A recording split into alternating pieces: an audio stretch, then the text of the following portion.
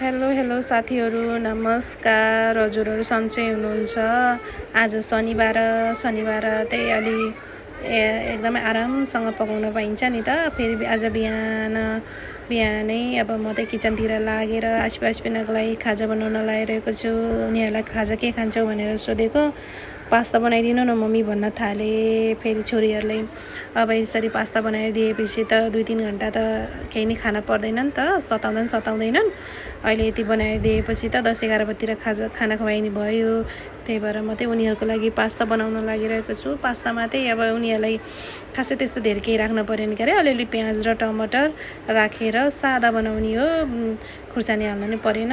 त्यही भएर म चाहिँ उनीहरूको लागि सिम्पल पास्ता बनाउन गइरहेको छु। पास्ता चाहिँ म त प्रायः जस्तो चाहिँ कुकरमै बनाउँछु। कुकरमा बनायो भने चाहिँ अलि चाँडो पाक्छ नि, 2-3 सिटी लगाइदिएपछि पास्ता अलिक राम्रोसँग नै पाक्छ।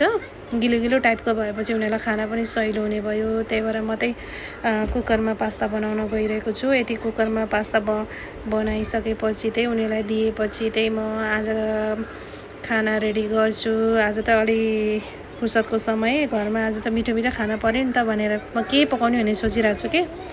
अनि यसो सोचेँ, फ्रिजमा केरा थियो, अस्ति घरबाट लिएर आएको थिएँ काँचो केरा। अचार खाने भनेको त्यत्तिकै भएको थियो। आज चाहिँ अचार बनाउँछु भन्ने सोचिरहेको छु म चाहिँ। अब यो पहिला सुरुमा पकाएर प्याज दिउँ, अनि यिनीहरूले खाएपछि चाहिँ अलि मिसो पाइन्छ नि त के पकाउने भनेर।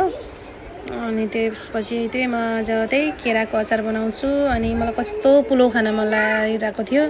कहिले शनिबार आउँछ र पुलाउ पकाउँछु भनेको थिएँ। आज त ठ्याक्क साइज जुरेको पनि छ। अब केराको अचार पुलाउ बनाउँछु। अनि मासु बनाएपछि खाना त एकदमै मिठो भइहाल्छ नि। एकदमै मिठो लाग्छ कि फेरि मलाई यो पुलाउ।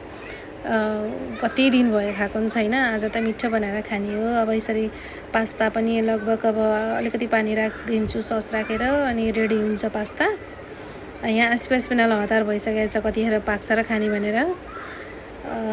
अब छोरी पाक्न लाग्यो भनेको छु, पाक्न नि लाग्यो लगभग। अब 2-3 सिटी लगाएपछि त पाकिहाल्यो। अब म यो पास्ता रेडी भएपछि उनीहरूलाई दिन्छु र म चाहिँ खाना बनाउनतिर पनि लाग्नु छ नि त। अब बिस्तारै खाना पकाउँदै जाँदा त रेडी भइहाल्छ नि खाना पनि। आज शनिबार हो, शनिबार त अब आरामले खाना नि मिल्यो। कति भागदौड गर्ने होइन। अब एक दिन त मिठै खाना पर्यो भनेर सोचिरहेको छु।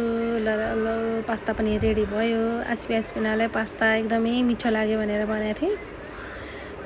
एकदमै मिठो मानेर खाएँ कि। फेरि मैले जे पकाएर दिए पनि उनीहरूले चाहिँ खान्छन् मिठो मानेर।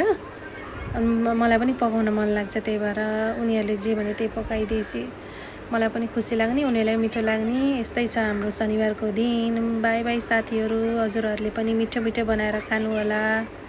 By by.